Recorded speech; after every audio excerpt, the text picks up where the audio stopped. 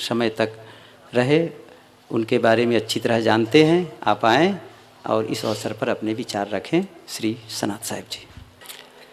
बोलिए सदगुरु कबीर साहिब की जय, सदगुरु श्री अभिलाष साहिब की जय, संत समाज की जय।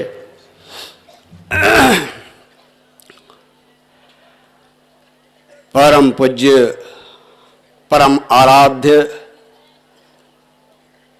मुद मंगल में संत समाज, धर्म प्रेमी सज्जनों, श्रद्धा मूर्ति माताओं एवं देवियों, सदगुरु श्री अभिलाष साहब हमारे कबीर पंथ के ही नहीं अपितु मेरा मानना है कि विश्व के महानतम पुरुषों में से एक थे, जिनकी कथनी करनी और रहनी, उनकी त्याग तप, उनके त्याग के बारे में मैंने एक बार देखा। साहब जी के साथ माहौस से हम लोग चले थे,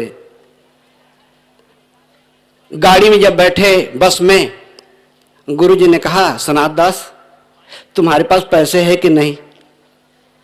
मैंने कहा गुरु जी किराए के लिए पैसे हैं, चिंता करने की बात नहीं है। गुरु जी के झोले में एक पैसे नहीं होते थे। ये उनके मैंने एक त्याग का एक ज्वलंत रूप देखा। एक फूटी कौड़ी उनके झोली में नहीं। एक बार हम लोग महाराष्ट्र में थे, नागपुर में भरत आनंद कौशल्यायन से मिलने के लिए गए। हमारे साधु समाज को देख करके कौशल्यायन जी ने कहा आपका तो ये चलता फिरता विश्वविद्यालय है, ये इतनी बड़ी समाज साहब ने हमको दिया। साहब आज हमारे बीच में शरीर से जरूर नहीं हैं, लेकिन इतना बड़ा समाज उन्होंने दिया, इतना बड़ा आश्रम दिया, साध्वी समाज का निर्माण और 130 ग्रंथों का निर्माण करके उन्होंने जो ऐसा काम किया है, मेरा मानना है कबीर साहब के बाद कबीर पंथ में इतने बड़े लेखक जिसमें ज्ञान वैराग्य और रहनी की त्रिवेणी प्रवाहित हो, मुझे देखने में नजर नहीं आता है। अद्भुत व्यक्तित्व पूज्य गुरुदेव जी के मैंने पहले दर्शन नहीं किया था, केवल उनकी रहनी प्रबोधनी मुझे रावणगुड़ा से मिला। उसको मैंने 5 बार पढ़ी। 5 बार पढ़ने के बाद मैं घर में नहीं रह सका। पूज्य गुरुदेव जी की बीजक टीका, रहनी प्रबोधनी, बोधसार, ये 3 ग्रंथ मेरे जीवन के ऐसे संबल हुए और मेरे जीवन को कृतार्थ कर दिए। पूज्य गुरुदेव जी के बारे में संस्मरण तो बहुत हैं। गुरु जी चाहे जितने व्यस्त रहते हों, मैं दर्शन करने के लिए जाता, साहब कलम रोक देते, कोई काम रोक देते, बड़े स्नेह और प्यार से बात करते। सदगुरु की महिमा अनंत, अनंत किया उपकार, लोचन अनंत उघारिया, अनंत दिखावन हार। मैं उनकी महिमा क्या वर्णन करूं। जैसे कबीर साहब ने कहा, कबीर जब हम पैदा हुए जगत हंसे हम रोए, ऐसी करनी कर चलो हम हंसे जग रोए। गुरुदेव जी इस दुनिया से गए, लाखों लाखों लोगों की आंखों से अश्रु की धारा बह चली। मैं जब सुना तो मुझे विश्वास से नहीं होता था। मैं पुनः फोन किया गुरुछेम साहब जी से कि साहब जी कैसी बात मैं सुन रहा हूं, कैसी दुर्घटना घट गई। ये पूज्य गुरुदेव जी का अभाव, ये कबीर पंथ के लिए इतना बड़ा अभाव है, इतनी बड़ी क्षतिपूर्ति है कि इसकी पूर्ति होना मुश्किल है। ऐसा लगता है जैसे कबीर पंथ जगत का एक सूर्य अस्त हो गया। लेकिन हम पूज्य गुरुजनों के आधार, उनके साहित्य के आधार, उनकी वाणी वचन जो अमर है, पूज्य गुरुदेव जी का शरीर जरूर उन्हें भौतिक रूप में नहीं है, लेकिन उसका ऐसा शरीर युग युगांतर तक दुनिया को प्रकाश देते रहेंगे। भगवान बुद्ध ने कहा पुष्प की सुगंधी किसी एक दिशा विशेष को सुवासित करती है, लेकिन महापुरुषों के जीवन, उनके दर्शन, उनके चरित्र, उनके त्याग और तप दिग दिगंत को सुवासित करती है और अरबों खरबों वर्षों तक उनका व्यक्तित्व, उनकी सुगंधी, उनके त्याग हमको सुवासित करती रहेगी। बहुत बोलने की बात नहीं है, गुरुदेव के उपकार इतने हैं, मैं मुख से, मेरे पास शब्द नहीं है। सदगुरु कबीर के बाद अगर कोई किसी को हमने देखा, कबीर के रूप में देखा, गुरु जी को मैंने कबीर के रूप में देखा, कबीर साहब को मैंने देखा नहीं था, लेकिन गुरु जी को मैंने उनके सानिध्य, उनके चरणों के नीचे रह करके सीखने और समझने का मैंने प्रयास किया। और जो कुछ मैं कह रहा हूं ये पूज्य गुरुदेव जी की ही देन है। कभी कभी हमें गुरु जी झिड़कियां भी देते थे, कभी टोकते थे कि सनातन तुम बहुत तेज कहते हो, थोड़ा नरम करो। ये गुरु जी की जो संदेश है मुझे बराबर याद है। मैं अनंत श्री भूषित स्वरूप लीन पूज्यपाद सदगुरु श्री अभिलाष साहब जी के चरणों में अपनी विनम्र श्रद्धांजलि अर्पित करता हूं। बोले सदगुरु श्री अभिलाष साहब की जय। बहुत बहुत आभारी हूँ मैं श्री महंत श्री सनात साहब जी, जो कबीर आश्रम रीवा से पधारे हैं। आपने बहुत अच्छे विचार दिए हम सबको गुरुदेव जी के संबंध में। यहाँ जहाँ आप लोग सब देख रहे हैं कि जितने संत हैं, साध्वियाँ हैं और भक्तजन, माता बहनें सब बैठी हैं, सबके मन में कुछ ना कुछ बात है वो जो कह देना चाहते हैं और अधिक से अधिक कहना चाहते हैं। केवल साधु ही जानते हों गुरु जी के विषय में, भक्तजन न जानते हों, ये बात नहीं है। वे लोग और नज़दीक से और उनसे जो लाभ प्राप्त किए हैं उनका हृदय ही जानता है। मैं चाहूँगा कि इस सत्र में हम गुरुजनों के विचार सुने। शाम के सत्र में उनके साथ लंबे समय बिताए हुए जो अनुभवी भक्तजन हैं उनके भी विचार हम दूसरे सत्र में सुनेंगे। कई हैं जो बहुत नज़दीक, जैसे दर्रा से कमल सिंह जी आए हुए हैं, रामलाल गुप्ता है यहाँ बबनान बस्ती के, इसके अलावा बहुत से लोग हैं, मैं कहाँ कहाँ तक नाम लूँ, एक उदाहरण बताया। और भी चाहे वो लखनऊ के हों, गुजरात के हों, कहीं के हों, दूर दूर से भक्तजन आए हैं और सबके मन में है कि हम भी कुछ कहें, कह करके मन को संतोष होता है। लेकिन इस समय नहीं, हम कुछ लोगों के विचार शाम को सुन सकेंगे। और अब मैं गुरुजनों से निवेदन करता हूं और इस क्रम में पूज्य श्री शिव मुनि साहब हम सबके बीच पधारे हैं। आपसे निवेदन है कि आप आएँ और संक्षिप्त में विचार दें। मैं गुरुजनों से बार बार निवेदन कर रहा हूँ, ये मेरी धृष्टता को क्षमा करें, समय का पूरा ध्यान रखें, बहुत थोड़े में अपने विचार रखें। सदगुरु श्री अभिलाष साहिब जी हम सबके बीच नहीं है। ये मात्र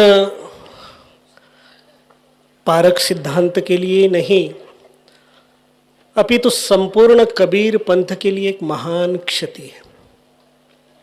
इस अपूर्णीय क्षति को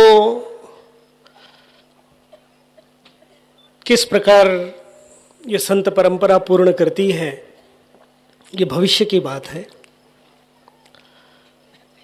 सदगुरु श्री अभिलाष साहिब जी सदगुरु कबीर साहब की परंपरा के महान संत, और सदगुरु कबीर साहब ने जो संत की रहनी गहनी की चर्चा की है, उस सिद्धांत को अपने जीवन में पूरी तरह आत्मसात करते हुए एक पूर्ण संत की जो दशा होती है, पूर्ण संतत्व को उपलब्ध एक महान विभूति, सदगुरु कबीर साहब संतों के बारे में कहते हैं कि जो रहनी और गहनी में पूरा होता है वह परम संत होता है। बिल्कुल ठीक उसी भांति सदगुरु श्री अभिलाष साहिब जी का जीवन, दर्शन और उनका संपूर्ण कर्म क्षेत्र एक पूर्ण संत का कर्म क्षेत्र था।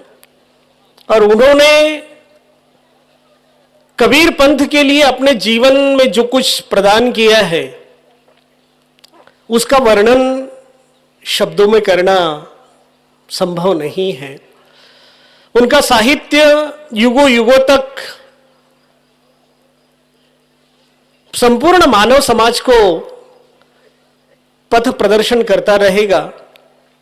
और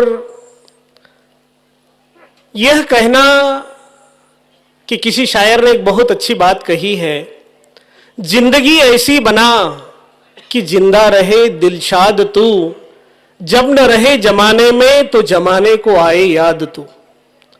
बिल्कुल ठीक उसी भांति सदगुरु श्री अभिलाष साहिब जी आज हम सबके बीच नहीं है, लेकिन हमको वो याद आते रहेंगे और उनका जीवन दर्शन, उनका कृतित्व, उनकी रहनी गहनी संपूर्ण संत समाज के लिए एक आदर्श और युगों युगों तक आचरणीय, वंदनीय, स्मरणीय उनका जीवन रहेगा।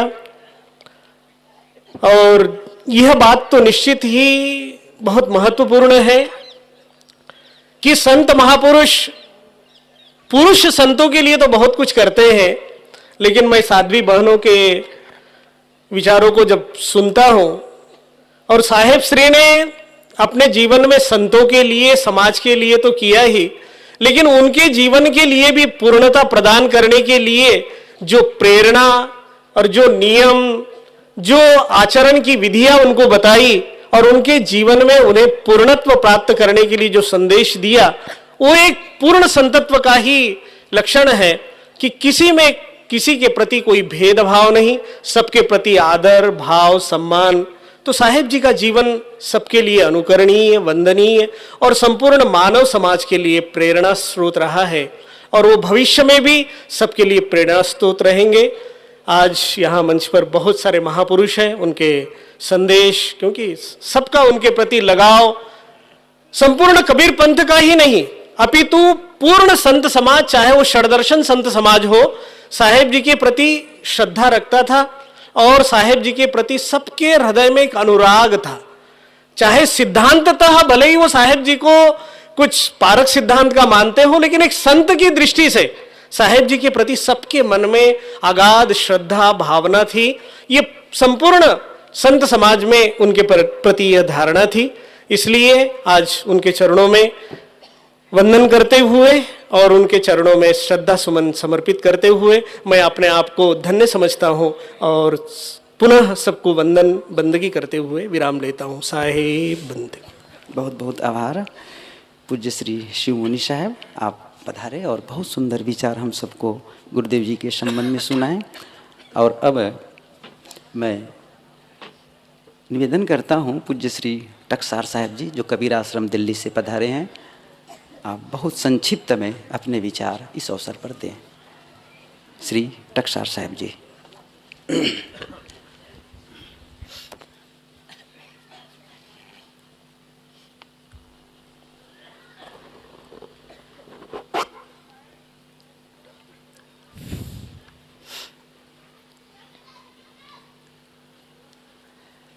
बोलिए सदगुरु कबीर साहेब की जय, सदगुरु श्री अभिलाष साहेब जी की जय।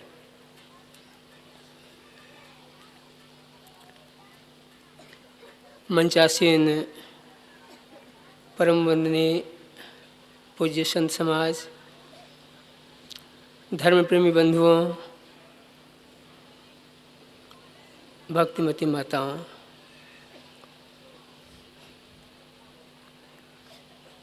सदगुरु श्री अभिलाष साहब जी अपने आप में निराले थे, अद्वितीय थे। आज उनका शरीर पूरा हुए 1 माह 1 दिन हुआ। जब मुझे संदेश मिला कि गुरुजी हॉस्पिटल में है, अंतरात्मा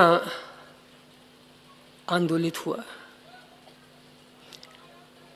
श्री गुरु श्याम साहब से फ़ोन किया, बात किया। गुरु श्याम साहब बतलाए कि हाँ गुरुजी हॉस्पिटल में है, और इस प्रकार से कुछ देर के बाद में क्लियर हो गया कि गुरुजी विदेही हो गए। श्री विचार साहब मेरे साथ रहते हैं दिल्ली। श्री विचार साहब तैयारी किए कि मुझे जल्दी जाना है, और ऐसी स्थिति में वे सफ़र किए। मेरे साथी करण जी हैं, उनसे मैं कहा कि भाई किसी तरह से रिजर्वेशन की व्यवस्था करवाओ और हम लोग भी जाएंगे। इस तरह से हम लोग 26 तारीख को ही रात्रि में सफ़र किए और 27 तारीख को यहाँ पहुँचे।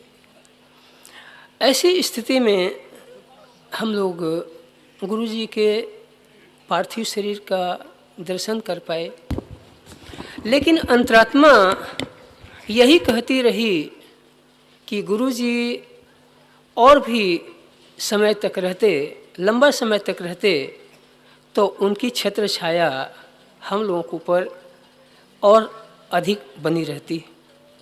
समय समय से जब मैं उनके दर्शन कहीं करता, यहाँ इलाहाबाद भी आता, तो वे यही कहते थे कि तुम दिल्ली बैठ करके बहुत कर दिए, अब अपनी साधना की ओर ध्यान दो, और जिसके लिए हम सब साधु हुए हैं वह काम तुम्हें जल्दी कर लेना है।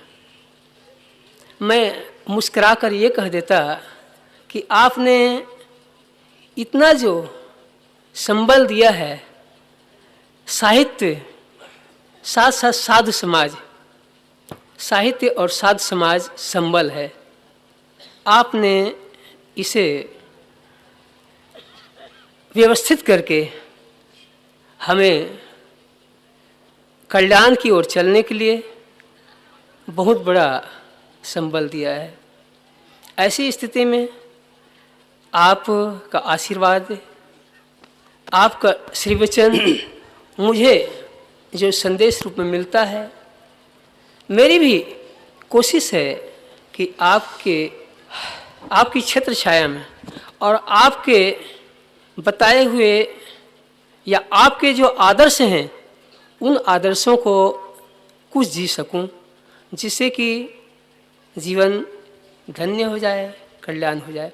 हम लोग कल्याण मार्ग में आए हैं, तो हमारा भी उद्देश्य यही है, मन इंद्रियों को जीत कर अपनी आत्मिक स्थिति प्राप्त करें।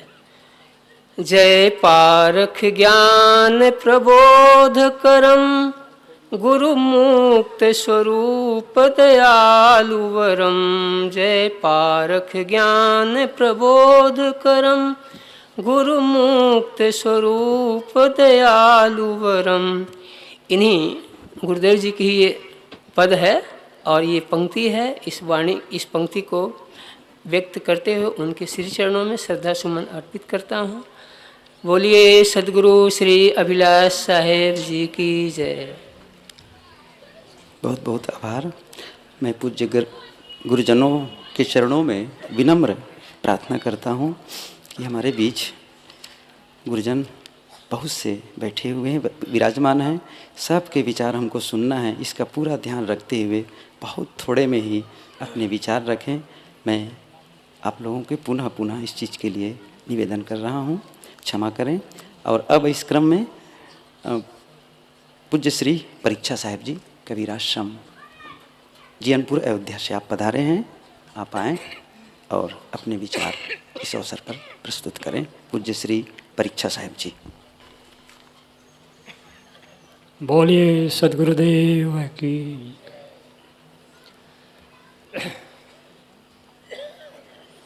सद्गुरु कबीर साहेब की, सद्गुरु श्री राम सूरत साहेब की, सद्गुरु श्री अभिलाष साहेब जी की।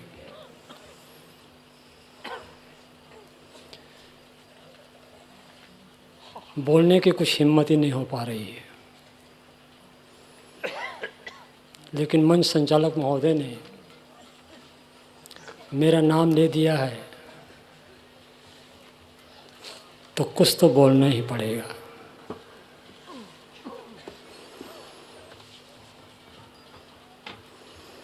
जिनके व्यक्तित्व से,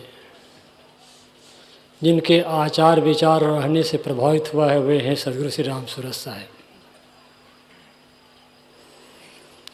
लेकिन जो दो शब्द बोलने के साहस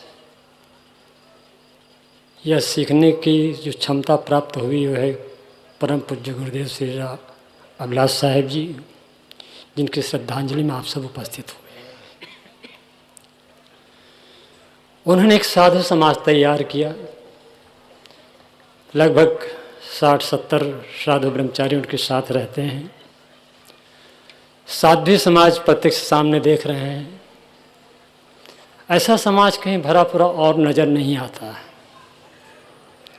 भारत के विभिन्न क्षेत्रों में मैं भी भ्रमण करता रहता हूँ, लेकिन इतने बड़े भरे पूरे समाज को पूज्यवर श्री अभिलाष साहेब जी ने जो प्रभावित किया है, अपने उच्च आदर्श के माध्यम से प्रस्तुत किया है, प्रभावित किया है। पारखी संतों की परंपरा में जो आदि गुरु गुरुवर कबीर हमारे रहे हैं, गुरुवर कबीर की वाणी को प्रचार प्रसार करने में सबसे ज़्यादा हाथ रहा है बुरहानपुर के गद्दी नसीम श्री पूरन साहिब जी की। उनके बाद मैं पूज्यवर गुरुदेव श्री अभिलाष साहिब जी की याद करता हूँ, जिनके शरण में लगभग 30 वर्ष मैंने व्यतीत किया है। पुरानी बातें कुछ याद आ जाती है। हमारे श्री सनाथ साहिब जी ने कहा कि भदंतानंद कौशल्यान के दर्शन करने गए नागपुर में, तो हम लोग 10 साधक रहे पूज्य श्री अभिलाष साहिब जी के साथ में। हंसों की जमात आई हुई है। भदंतानंद कौशल ने कहा कि अरे भाई कोई चाय चपाटी किसी को स्वागत करो, स्वामी जी आए हुए हैं। श्री अभिलाष साहब ने कहा स्वामी जी हम चाय तो पीते नहीं हैं। तो भदंतानंद कौशल ने कहा कि चाय आप पीते नहीं, दूध मिलता नहीं, कहाँ से आए आप? बैठे बड़े शालीनतापूर्वक दोनों महापुरुषों के विचार हमने सुना। और इसके और पूर्व घटना जिससे मैं बहुत ज़्यादा प्रभावित होकर के मैं श्री अभिलाष साहब जी के शरण में आया। कक्षा 7 में मैं पढ़ रहा था जिस समय मेरी दीक्षा हुई। वैसे संपर्क तो सन 62 से हुआ इन महापुरुषों की। अब सन 62 में कक्षा 5 पढ़ रहा था, कौन सी उतनी सूझबूझ हो जाती। जन्मभूमि गांव मेरा पलारी है छत्तीसगढ़ का। स्कूल में पूज्य संत श्री हमारे विमल साहेब जी, जिनको हम भंडारी साहब के नाम से जानते हैं, इस साधना पथ में पूज्यवर श्री अभिलाष साहेब जी की श्री कोठारी साहेब जी और विमल साहेब जी प्रेरक हुए हैं। इन महापुरुषों के द्वारा मैंने सुना था। स्कूल में इन संतों का आसन था। फिर तो गौटिया के यहाँ पूज्यवर गुरुदेव श्री राम सूरत साहिब जी का आसन था। स्कूल के सामने एक मैदान था।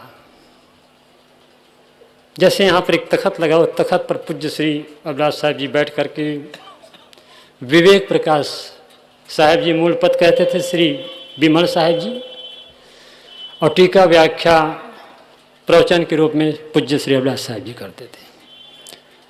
मैं उसके बिल्कुल थोड़ा सट करके सामने बैठा हुआ था। लगता है बुद्ध बैठ करके प्रवचन कर रहे हैं क्या? ये बुद्ध है कि श्री अभिलाष साहब है? आज भी मैं उन महापुरुषों की याद करता हूं। इस परंपरा महर्षि कबीर की याद करता हूं, बुद्ध महावीर की याद करता हूं, कन्फ्यूशियस की याद करता हूं, सुकरात की याद करता हूं, गुरुवर श्री अभिलाष साहब की याद करता हूं। अनंत काल तक जो उन्होंने साहित्य का संपादन किया, लगभग 200 पुस्तकों का संपादन किया है। उनकी मौलिक रचनाएं हैं और अन्य साहित्यों को उन्होंने टीका व्याख्या दी, अभी भागवत की व्याख्या दी है। अनंत काल तक, जैसे अभी मैं समाधि में, जैसे गुरुदेव श्री साहिब जी के शरीरांत की सूचना मिली 26 सितंबर को, तुरंत मैं वहाँ चल दिया जैनपुर कबीर मंदिर से। 12 बजे यहाँ पहुँच गया। जब आया तो साहिब जी अस्पताल ले जाए गए थे। 3 बजे आए, 3 से 4 के बीच यहाँ रहा। फिर मैं कुछ आवश्यक काम से चला गया। 27 को फिर चला आया। जिस समय उनकी समाधि दी जा रही थी, शोभा यात्रा चल रही थी। जब तक सूरज चांद रहेगा अभिलाष साहब का नाम रहेगा, ये आवाज गूंज रही थी। और निश्चित अनंत काल तक श्री अभिलाष साहब जी के नाम गूंजते रहेंगे। तहे दिल से मैं हृदय से समर्पित करता हूँ, श्रद्धा सुमन समर्पित करता हूँ। बोले सदगुरुदेव की जय। मैं बहुत बहुत आभारी हूँ पूज्य श्री परीक्षा साहब जी के। और अब मैं विनम्र निवेदन करता हूँ पूज्य महंत श्री रघुनंदन गोस्वामी जी, आप बन्नी बिहार से पधारे हुए हैं, आप आएँ और बहुत ही संक्षिप्त में अपने विचार हम सबको दें। परम पूज्य स्वरूपलीन सदगुरु श्री अभिलाष साहेब जी के चरण कमल सिरधार, करो बंदगी प्रेम से हाथ जोड़ त्रेबार। परम पूज्य प्रातः स्मरणीय मंचासीन मुद मंगलमय संत समाज एवं विभिन्न प्रांतों से आए हुए संतों, भक्तों, माताओं, चंद्रवत शीतल सूर्यवत प्रकाशक सदगुरु श्री अभिलाष साहेब जी का जो ज्ञान हम मानव मात्र के लिए कल्याण कारक है और प्राणी मात्र के लिए त्राण स्वरूप है। हम सदगुरु श्री अभिलाष साहेब जी का ज्ञान और उनका साहित्य पढ़ करके, अध्ययन करके और श्री साहेब जी का जो ज्ञान दर्शन और जीवन दर्शन है, वह जीवन दर्शन को हम अपने जीवन में अवलोकन करेंगे तो हम सबों का कल्याण निश्चित ही है। सर्वे भवन्तु सुखिनः, सर्वे सन्तु निरामया, सर्वदे भद्राणि पश्यन्तु, मां कश्चित् दुख भाग भवेत्। बोलिए सदगुरु कबीर साहेब की जय। बहुत बहुत आभारी, आप कितने अच्छे हैं। पूरा समय का ध्यान रखें। कबीर निर्णय मंदिर बुरहानपुर से पधारे हुए पूज्य संत श्री अमोही साहब जी, आप एक अच्छे वक्ता हैं। बुरहानपुर में पूज्य श्री आचार्य साहब जी के बहुत दिन तक सानिध्य लाभ लिए, सेवा किए और इस समय आप विभिन्न क्षेत्रों में भ्रमण कर सदगुरु कबीर के विचारों को प्रचार प्रसार करते हैं। आप आएँ और संक्षिप्त में हम सबको अपने विचार देने की कृपा करें। बोलिए श्री सदगुरुदेव की, पूज्य सदगुरु श्री अभिलाष साहेब की। वर्तमान उपस्थित वंदनीय संत समाज, दूर दूर से पधारे हुए प्रेमी सज्जन महानुभावों, भक्ति और शक्ति की स्रोत श्रद्धामयी माताएं एवं बहनें, आज हम सदगुरु श्री अभिलाष साहब जी की श्रद्धांजलि के उपलक्ष्य में यहाँ उपस्थित हैं। सदगुरु श्री अभिलाष साहब जी कबीर पंथ की एक धरोहर थे। उन्होंने सदगुरु कबीर साहब की वाणी का प्रचार प्रसार किया। अन्य जगह भी जाकर के साहब ने प्रचार किया। और साहब की एक विशेषता और थी, अन्य महापुरुष सदगुरु कबीर साहब की वाणी के आधार पर ही अपनी बात को रखते थे, पर ये ऐसे महापुरुष थे जो अन्य धर्म ग्रंथों को भी लेकर के उसमें सार और निर्णय बात बता करके समाज के सामने रखा। जैसे गीता पर उन्होंने गीता सार, रामायण पर रामायण रहस्य, और भी उपनिषद पर भी साहब ने कुछ लिखा। वेद क्या कहते हैं उनका एक ग्रंथ है। विवेक चूड़ामणि पर भी उन्होंने अपनी बात रखी। इससे अन्य धर्म को मानने वाले महापुरुष भी पारक सिद्धांत को समझ सकें, निर्णय को समझ सकें, ये बात साहब जी ने रखी। ये उनकी एक अनंत देन थी। साहब अपने स्वभाव से भी वे सरल महापुरुष थे। पहले पहले जब अयोध्या में उनका दर्शन हुआ सन 76 में, मैंने देखा उनकी सादगी को। भोजन जब कर रहे थे कि लकड़ी पर बैठ करके भोजन कर रहे थे सब संतों के बीच में। मैं गया, आइए साहब बैठिए, मुझे भी बिठा लिया। मैंने कहा महानता है साहब की। और भी साहब में ये विशेषता थी, ऐसे वो महापुरुष थे, पर जहां जहां भी वो संतों को सुनते थे और संतों के दर्शन के लिए जाते थे। हमने रामायण में सुना था कि भगवान श्री रामचंद्र जी जब ऋषि मुनियों के आश्रम में जाते थे और उनसे कुछ सुनते थे, वो चरितार्थ साहब में था। ऐसे ये महापुरुष थे। आज साहब जी नहीं रहे, पर उनकी बातें, उनकी वाणियां आज हमारे बीच में है और वो हमारे हृदय में विवेक के रूप में स्थापित है। हम साहब की बातों को लेकर के हम अपने जीवन का कल्याण करें। मैं अपनी बात आगे ना बढ़ाऊं, श्री अभिलाष साहब जी के पूज्य चरणों में अपनी श्रद्धांजलि समर्पित करता हूं। बोलिए श्री सद्गुरुदेव की जय। आप लोग थोड़ा सा जय की ध्वनि एक बार जोर से लगाएं। बोलिए सद्गुरु कबीर साहेब की, सद्गुरु अभिलाष साहेब की, पूज्य गुरुजनों की और आप सबकी भी, भक्त समाज की। नहीं तो कहेंगे साहब हम लोग कहाँ गए। और अब पूज्य श्री सुचाल साहब जी, आप समय समय से गुरुदेव जी के पास आकर रहते थे और आपसे निवेदन है, आपके मन में तो बहुत सी बातें होगी कहने की, लेकिन बहुत थोड़े में आप अपने विचार देंगे। सबके मन में है, लेकिन मेरा विशेष निवेदन है कि आप बहुत संक्षिप्त अपने अपने विचार देंगे।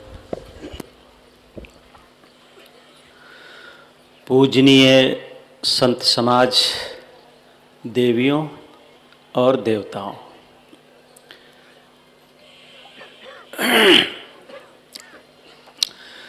सत्य का संदेश तुम जग को दिए हो, सत्य का संदेश तुम जग को दिए हो, कर सका कोई नहीं वैसा किए हो, तुम लहजे में न करना बात सीखी, कह दिया सच सच भले ही लगे तीखी, सत्य की रहनी तुम्हारी थी अनोखी, सत्य की रहनी तुम्हारी थी अनोखी, इसलिए तुम कह सके थे बात चोखी, तुम किसी भी पक्ष में चिपके नहीं थे, तुम किसी भी पक्ष में चिपके नहीं थे, इसलिए निर्णय तुम्हारे सब सही थे, धूल भी तुम पर उड़ाई खूब गई है, धूल भी तुम पर उड़ाई खूब गई है, पर तुम्हारी रोशनी बढ़ती नहीं है, तुम तराशी गई हीरे के तरीके, तुम तराशी गई हीरे के तरीके, पर तुम्हारे सभी पहलू द्योते दिखे, व्यक्तित्व ही ऐसा निराला था तुम्हारा, व्यक्तित्व ही ऐसा निराला था तुम्हारा, सभी ने ही रीझ तुम पर दृष्टि डाला, निर्गुणी केवल नहीं वैष्णव विरागी, निर्गुणी केवल नहीं वैष्णव विरागी,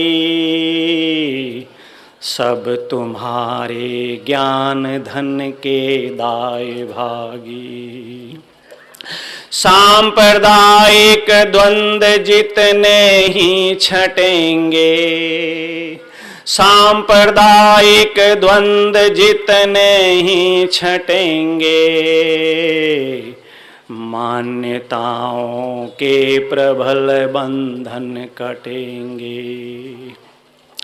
उते ही नित निकट होंगे हम तुम्हारे, उते ही नित निकट होंगे हम तुम्हारे। जिते दिन बीते लगोगे नित्य प्यारे। ब्रह्म सुख निर्वाण राम रहीम सारे, ब्रह्म सुख निर्वाण राम रहीम सारे। सत्य के पर्याय हैं निज रूप न्यारे। कस्तूरी कुंडल बसे तुमने बताया, कस्तूरी कुंडल बसे तुमने बताया। आप में ही मस्त होना है सिखाया। जिंदगी की दौड़ तुमने मेट डाली, जिंदगी की दौड़ तुमने मेट डाली। कर दिया विश्रांति जीवन में निराली। जन्म जन्मों की पिपासा हुई तर्पित, जन्म जन्मों की पिपासा हुई तर्पित। तेरी यादों में सुमन श्रद्धा समर्पित, तेरी यादों में सुमन श्रद्धा समर्पित। तेरी यादों में सुमन श्रद्धा समर्पित। निवेदन है पूज्य श्री रोशन साहिब जी, आप आएं और हम सबको लाभान्वित करने की कृपा करें। संत महात्मा भक्तगण, आज पूज्य श्री सदगुरु अभिलाष साहिब जी की श्रद्धांजलि के समारोह में हम लोग यहाँ उपस्थित हैं। सदगुरुदेव का जीवन, आपका शारीरिक दर्शन, वाणी वचन दर्शन, आपका सम्यक आचरण एक ऐसा आदर्श में था जिसमें पूरे संत समाज, भक्त समाज सभी प्रभावित हुए। हजारों लाखों तादाद में जन समुदाय आपके संपर्क में आया और आज उसका प्रमाण हमारे सामने है। इतनी भीड़ है, फिर भी हो सकता है कुछ लोग न भी आ सके हो, लेकिन गुरुदेव की आस्था सबके दिलों में व्यापक है। तो ऐसे महापुरुष को, एक उनका महापुरुष का आदर्श में जीवन रहा है, उनका दर्शन, उनका चरित्र जीवन, उनका ज्ञान दर्शन आज हमारे सामने है और हम इस महापुरुष के देन को हम अपने जीवन में धारण करें, ये सच्ची श्रद्धांजलि होगी। अनंतों जन्मों की खोज, अनंतों जन्मों के मानव हृदय की पुकार है और मांग है, वो आज मानव जीवन में सफल हो सकती है। अब ये अपने अपने पुरुषार्थ और विचारों पर निर्भर है कौन कहाँ तक सफल हो पाता है। जो मानव शरीर पाकर अपने स्वरूप में लीन हो गया, बस मानव जीवन की जो अनंत जन्मों की खोज थी, मांग थी, वो पूरी पूरी आज हो सकती है। तो ऐसा आदर्श में जीवन पूज्य श्री अभिलाष साहिब जी का रहा है और ऐसे महापुरुष के शुभ चरणों में हम सादर श्रद्धांजलि समर्पित करते हुए अपनी वाणी को विराम देते हैं। कहना तो बहुत कुछ संत महात्मा कह चुके, लेकिन रहना जीवन है। आपकी कथनी, आपकी रहनी गहनी एक रूप था। किसी भी साहेब के विचारों में मत, पंथ, ग्रंथ, संप्रदाय, जाति, वर्ण आदि का कोई भेदभाव नहीं था। सबको आपने खुले आकाश में जीने का ऐसा आदर्श दिया, निर्देश दिया जो मानव जीवन के लिए संभव है, हो सकता है।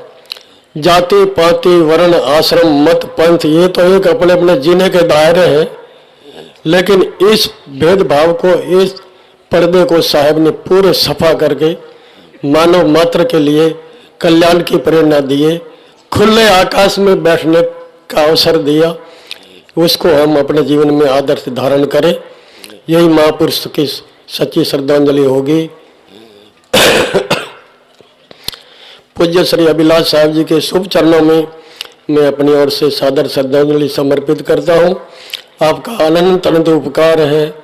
जब भी मैं साहब के दर्शनों के लिए बहुत बार मिलना हुआ, साहब इतने सरल और श्रद्धालु थे जिसके सामने हम जाने पर हमको लज्जित होना पड़ता था। इतने समतालु संत महापुरुष थे।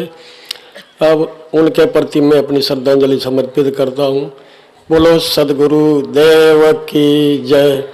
सदगुरु श्री अभिलाष साहेब की जय।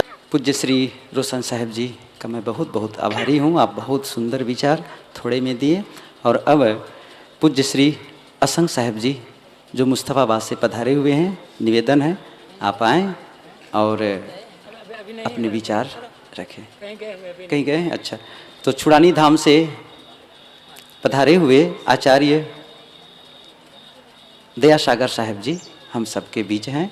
और आप भी जब मेला कुंभ मेला होता था, अर्ध कुंभी, तो फिर समय समय से आपके साथ गुरुदेव जी का मिलना होता था। उधर नागपुर तरफ भी गए थे तो भी आपसे मिलना हुआ था। और आप आएँ और अपने विचार रखें।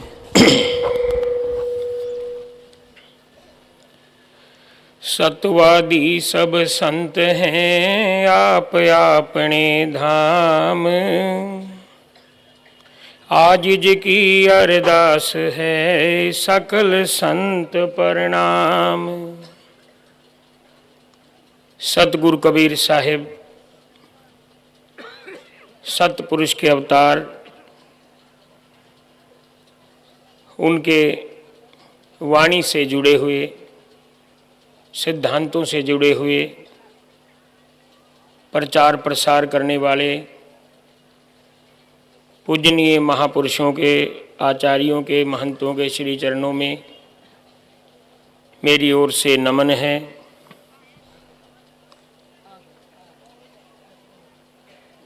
और विशेष तौर पर परम पूज्य संत धर्मेंद्र साहिब के चरणों में नमन है। सतगुरु कबीर साहिब ने जीव कल्याण के लिए सत्य नाम का उपदेश दिया। उसी उपदेश से जीव का कल्याण करने वाले कबीर पंथ के अनेकानेक आचार्यों, महापुरुषों ने, संतों ने, प्रचारकों ने प्रयास किया है, कर रहे हैं। और इसी क्रम में संत अभिलाष साहिब का नाम जो है बहुत प्रमुखता से लिया जाता है।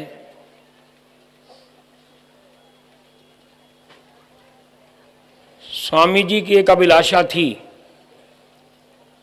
कि आम जीव को पाखंड से रहित करके सत्य नाम की सत्य आराधना, सहज साधना में लगाऊं। क्योंकि सतगुरु कबीर साहिब को कोई परिभाषित नहीं कर सकता, लेकिन उनके अवतरण के रहस्य को संत उजागर करते हैं कि सतगुरु कबीर साहिब का अवतरण क्यों हुआ। एक ही उद्देश्य था, आन उपासना में फंसे हुए जीवों को, पाखंड, अंधविश्वास और ढकोसलों से त्रस्त इस जीव को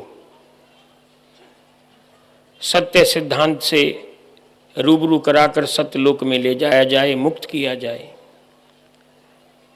और सभी ऐसा कर रहे हैं। लेकिन अभिलाष साहिब के बारे में एक विशेषता रही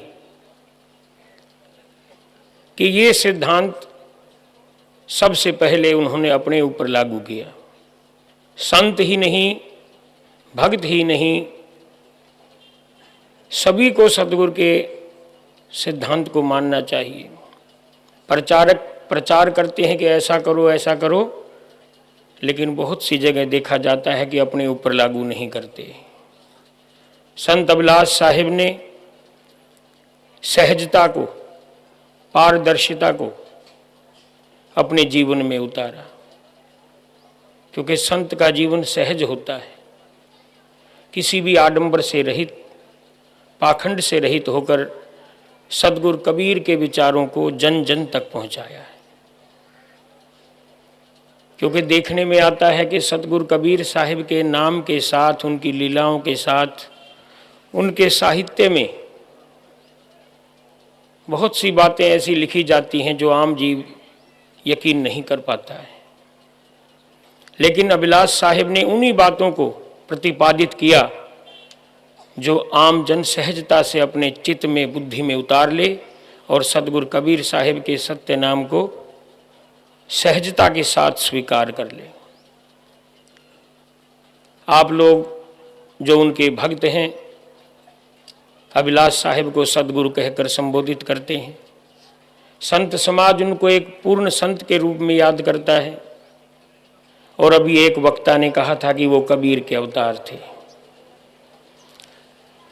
सदगुरु कबीर साहिब के अनन्य उपासक अवतार गरीबदास साहिब हरियाणा प्रांत में हुए। उनकी वाणी में एक शब्द आता है, सतगुरु संत और अवतारा, तीन कला एक दरबारा। अभिलाष साहिब के अंदर ये सर्व कलाएं थी। नागपुर में एक कार्यक्रम की अध्यक्षता करते हुए मुझे उनके दर्शन का प्रथम सौभाग्य प्राप्त हुआ था। इसके बाद इलाहाबाद माघ मेला में उनके कई बार दर्शन किए। हरिद्वार के कुंभ में 2-3 वर्ष पहले उनका दर्शन भी हुआ और एकांत में कुछ ज्ञान चर्चा भी हुई। संत त्रिकालदर्शी होते हैं ऐसा सुनने में आया है, लेकिन मेरे बिना पूछे ही अभिलाष साहिब ने मेरे परिवार के बारे में और परिवार से संबंधित हमारे पंथ के बारे में एक ऐसी भविष्यवाणी की जो पूर्ण रूप से 100% सत्य प्रमाणित हुई, जो मेरा अपना निजी अनुभव है। और साहिब के प्रचार के बारे में, साहित्यिक प्रचार के बारे में पूर्व वक्ताओं ने बताया कि सदगुरु कबीर साहिब के बारे में शायद ही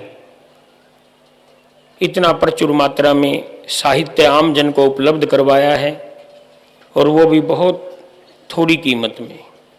मैं भी उनके साहित्य का बड़ा जिज्ञासु रहा हूँ।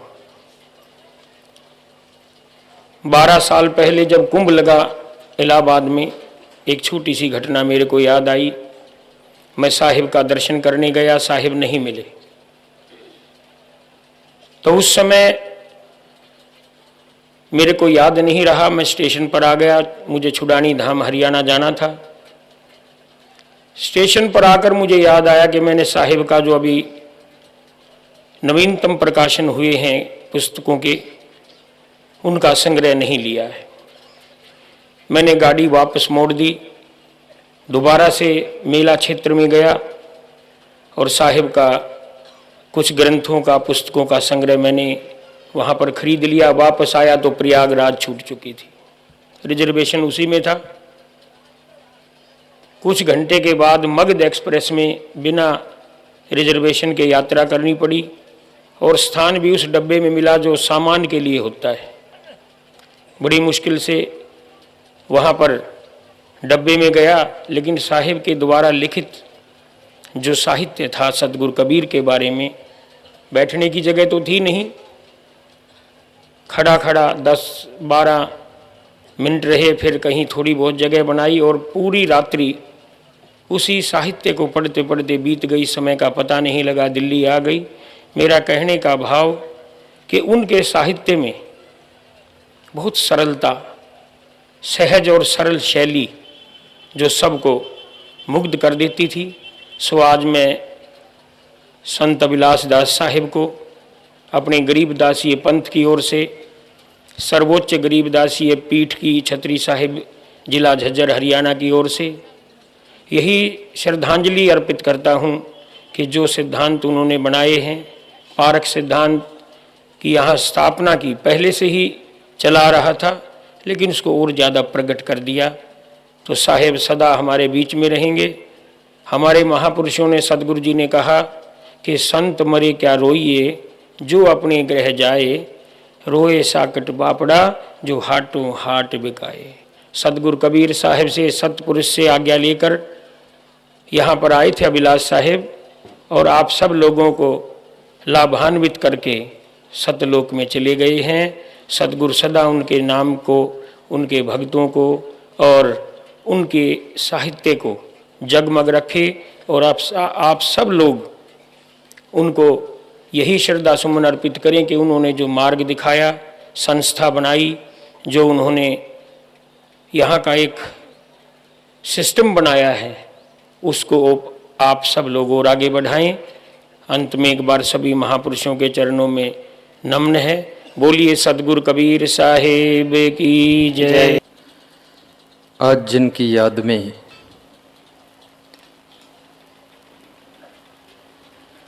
श्रद्धांजलि का समारोह रखा गया है,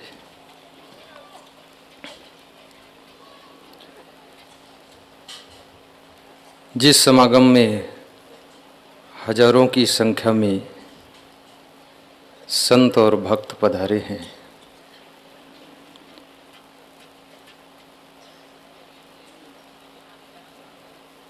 पचासों वर्ष से जिनका दर्शन, जिनका मार्गदर्शन, जिनका चिंतन, जिनके विचार संसार में प्रवाहित हो रहे थे, आज ऐसे महान पुरुष स्वरूपलीन सदगुरु श्री अभिलाष साहेब जी की श्रद्धांजलि सभा में हम और आप सम्मिलित हुए हैं।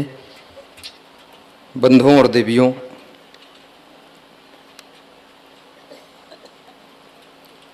स्कंद पुराण में शिव जी से पार्वती जी ने पूछा है, वह कौन से माता पिता होते हैं जो धन्य होते हैं? वह कौन सी धरती है, वह कौन सा कुल गोत्र है जो धन्य होता है?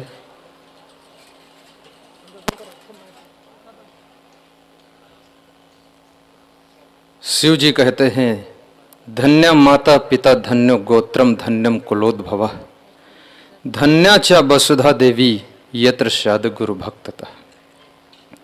वह माँ धन्य है, वह पिता धन्य है, वह कुल धन्य है, वह गोत्र धन्य है, वह धरती धन्य है जहाँ पर गुरु भक्त का जन्म होता है, जहाँ महान संत का जन्म होता है। इलाहाबाद की धरती कितनी धन्य है जहाँ पर ऐसे महान संत ने आकर के तपस्या किया और लाखों दिलों की समस्या का निदान कर दिया।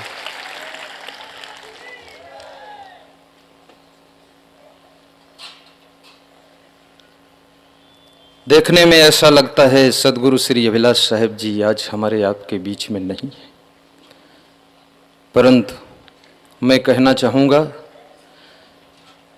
उनका ज्ञान, उनका विचार, उनका चिंतन, उनकी सोच, उनका बताया हुआ रास्ता हमारे आपके लिए आज भी उतना ही प्रेरणा दे रहा है जितना जब वे जीवित थे तब भी प्रेरणा देता था।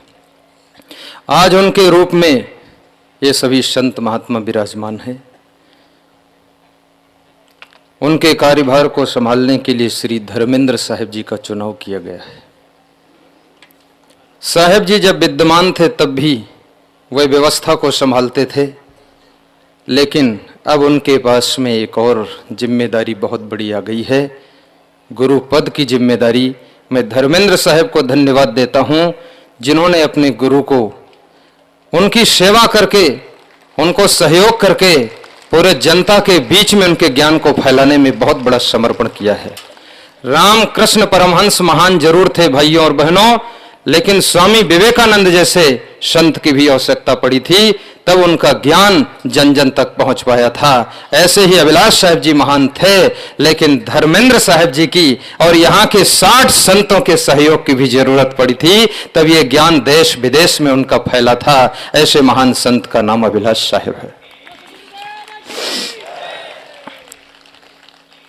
मात पिता भी धन्य है, धन्य है गुरु विशाल।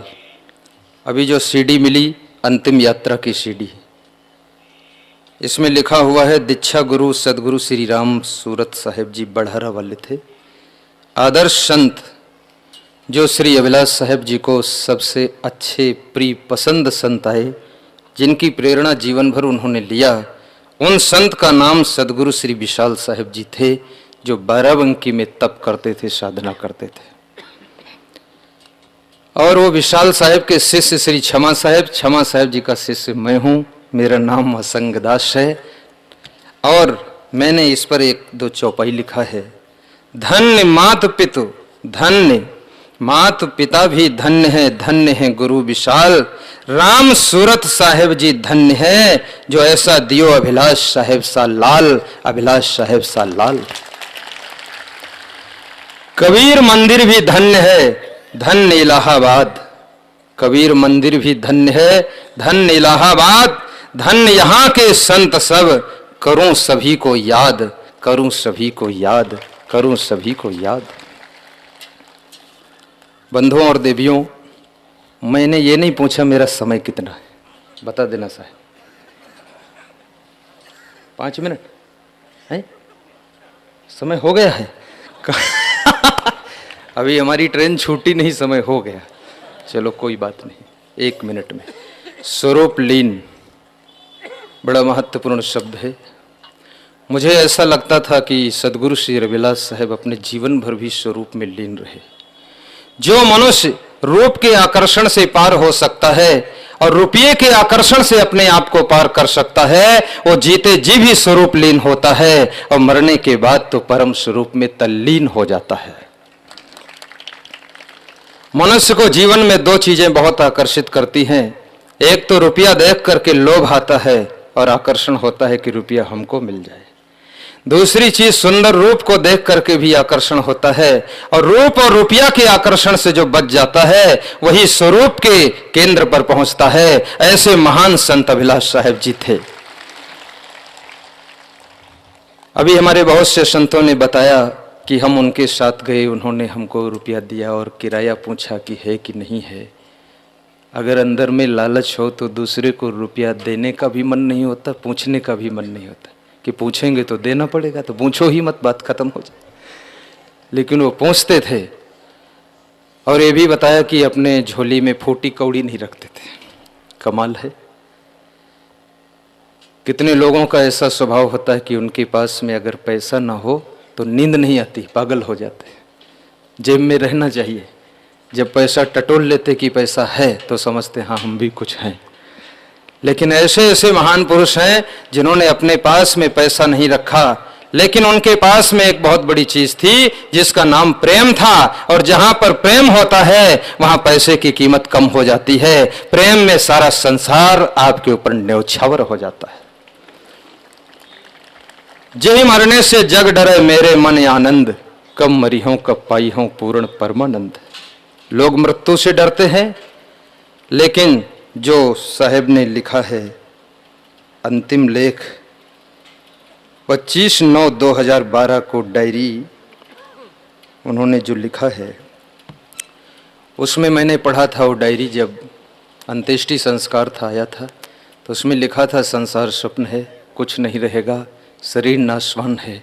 वास्तव में देखने में ऐसा लगता है महान पुरुष का शरीर आज छोटा है, लेकिन महान पुरुष शरीर से संबंध न जाने कब से छोड़ चुके होते हैं। जो वासना को त्याग कर देता है वो जीते जी जीवन मुक्त होता है। जो जीवन मुक्त होता है वो देखने में लगता है हमारे साथ में है, लेकिन वे सूक्ष्म रूप से सबसे बिलग ही रहते हैं। कमल होता है जीवन उनका।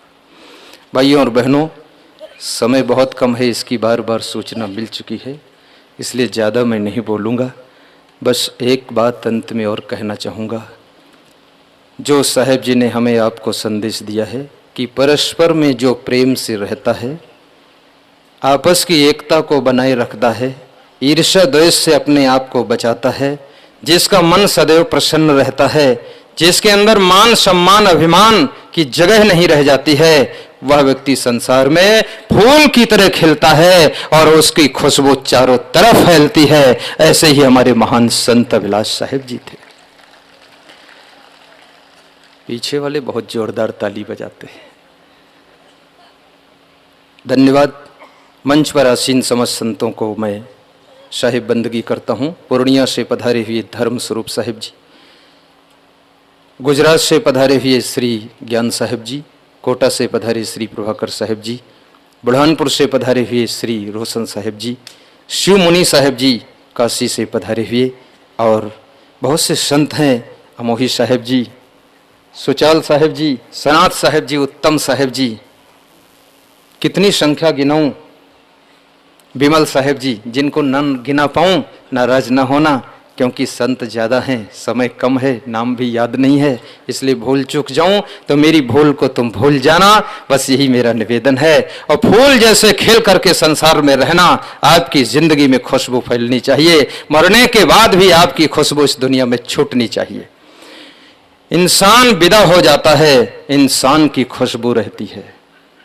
याद रखना, इंसान विदा हो जाता है, इंसान की खुशबू रहती है। दरबार लगा रह जाता है, सुल्तान बदलते रहते हैं, इंसान की खुशबू रहती है, इंसान बदलते रहते हैं, दरबार लगा रह जाता है, सुल्तान बदलते रहते हैं, सुल्तान बदलते रहते हैं। बोलिए सदगुरु कबीर साहिब की साहिब बंदगी, साहिब बंदगी, साहिब बंदगी।